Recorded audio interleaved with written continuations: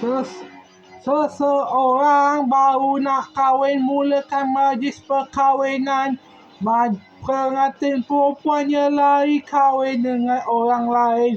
Bukan sedih mula telefon kawan baik sendiri. Tanya masih bujang mau tamatkan.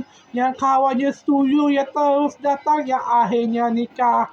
Memang orang kata jodoh memang kita tidak tahu. Hanya Tuhan yang tahu jodoh itu macam mana. Kahwin kontrak atau kahwin keluarga, itu dua-dua sama sahaja. Kahwin punya kahwin, kahwin sendiri, kahwin cinta sendiri. Pengantin perempuan lari bersama orang yang sah cinta pertama. Kahwin lari tak siapa, kau sendiri tidak tahu. Memang gitulah nasib. Untung lelaki itu orang pintar. Kalau tidak dawai dengan wanita, kawin saja dengan kawan sendiri. Sebab itu orang kata kena banyak kawan. Jangan nolak terus di rumah. Memang kita harap apa dari masyarakat.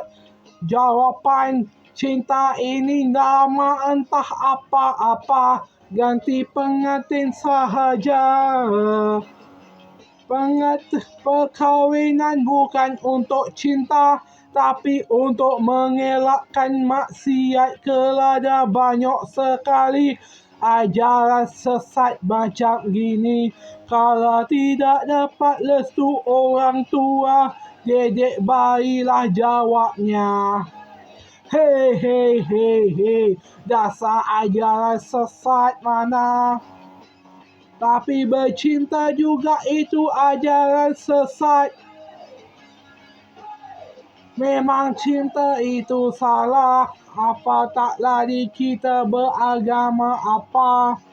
Ingatlah agama itu penting. Pelajaran agama. Ingat Tuhan sama. Ingat Tuhan sama.